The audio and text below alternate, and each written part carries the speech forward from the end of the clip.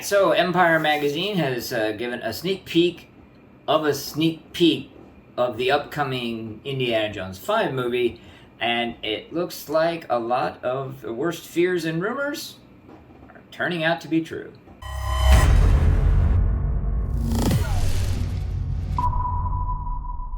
Alright, King Kaiju back here.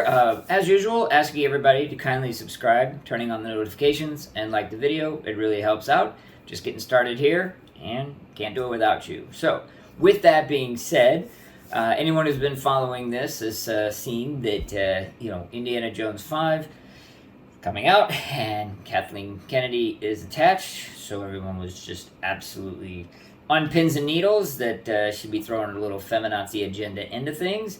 And then everybody's hero Doomcock and his sources, which even he says are merely unconfirmed, unsubstantiated rumors, although he does tend to be right far more than he's wrong.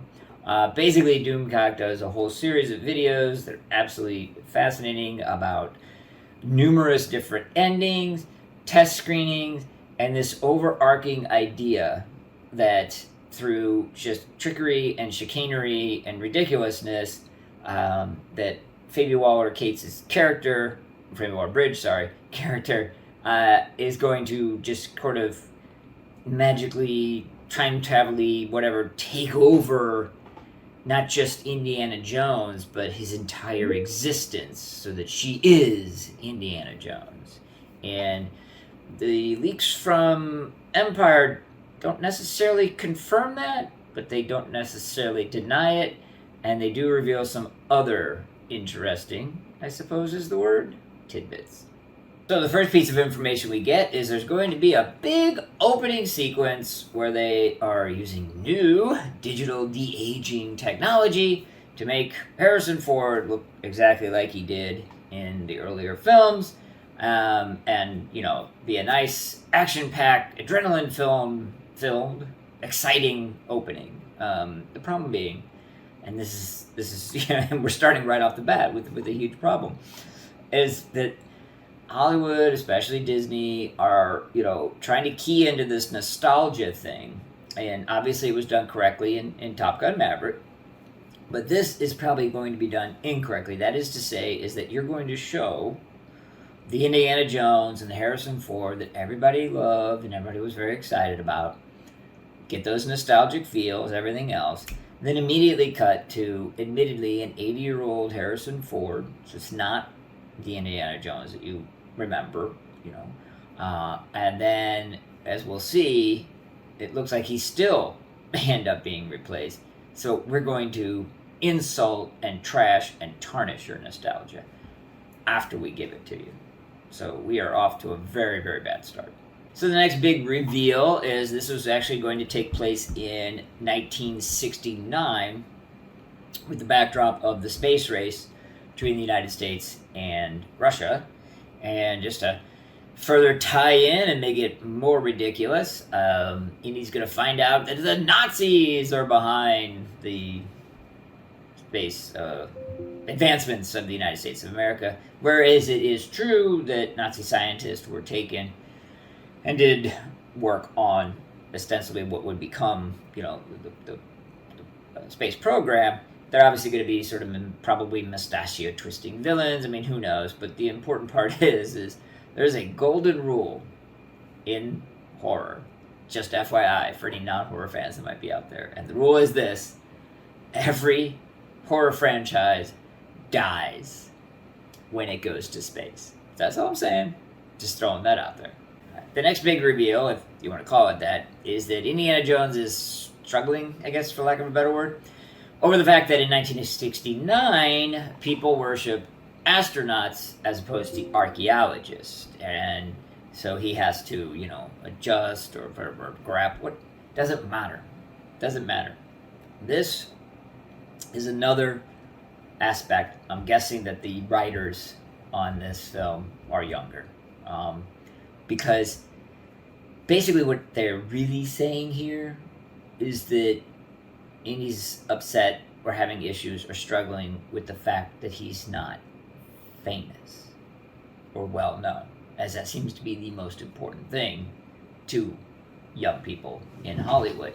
The reality is that, you know, most people, especially people in prior generations, oftentimes did things, especially careers, out of a love, out of a passion, out of a drive. Indiana Jones, it was never established, it didn't have to be, was not a archaeologist because it got him fame, but was an archaeologist because he had genuine love and passion for history, for knowledge, for, you know, uncovering lost things, hidden things.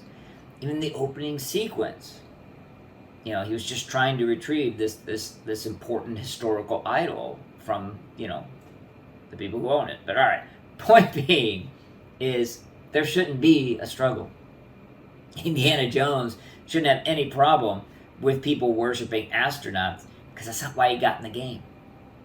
And yet, many of the Hollywood young writers completely don't understand that concept, because they themselves have no love or passion for anything. Okay, we then get a little more info on Phoebe Waller-Bridge's character. She is ostensibly the goddaughter of Indiana Jones. Will not be surprised in even the slightest bit when it's revealed at the end of the movie. It's not a goddaughter, it's a real daughter. Dun dun dun. Bleh. But, you know, whatever. And then, and again, I want to get this right. So, she is described as being a slippery, charming girl next door, a grifter. Yes. Here comes the Mary Sue. So we need a Mary Sue song. Yeah, so you're basically describing an awful, terrible person. Because grifters are slippery and charming. Because they're screwing you over. So you basically said, oh, our lead female character is someone who screws people over. You know, but she's a girl next door. Yeah, okay. I don't know a lot of girl next doors. None of them are grifters that were always in on the scam. Again, word choice, people. Word choice. Now, they also state that she's based on Barbara Stanwyck's character in The Lady Eve for comic relief. So, she's a grifter that, you know, cracks wise, I guess, and makes jokes, or I don't know what comic relief exactly means. Immediately followed up by the sentence, oh, but she'll be involved in the key action sequences of the film, including throwing herself on a vehicle. So, let's just take a moment to digest here. This character is a girl next door, grifter, funny, comedic relief, action superstar. All rolled up into one. There's the one. Yeah, big F you, Kathleen Kennedy. Your quest to, you know, create the perfect Mary Sue seems to continue unabated in so far as you've created yet another character that has so many things about them that there's nothing about them. That's interesting. And one of the final reveals is that Indy and the villain, Mads Mikkelsen, are looking for some device that will change the world to make it better for people to live in, or some such nonsense. And I believe that this is going to be one of two things. Either this is the MacGuffin of the film, or, much more likely, this is some magic, mystical device that does allow for the nightmare that Doomcock reported, Phoebe Waller-Bridge being able to go back in time and assume Indy's life. And so then they're able to, should this thing somehow make money, I'm sure their idea is that we'll be able to do Indiana Jones movies, you know, from the 30s, 40s, 50s, with Phoebe Waller-Bridge. All right, so there you have it. I fully accept that this is a preview of a preview, and a lot of assumptions are being made. Certainly a ton of it being based off of the insider reporting of Doomcock. As I said at the beginning, he's been rather reliable. And it just does not seem like also with Kathleen Kennedy at the helm, that this is going to be anything different than the destruction that she did to Star Wars.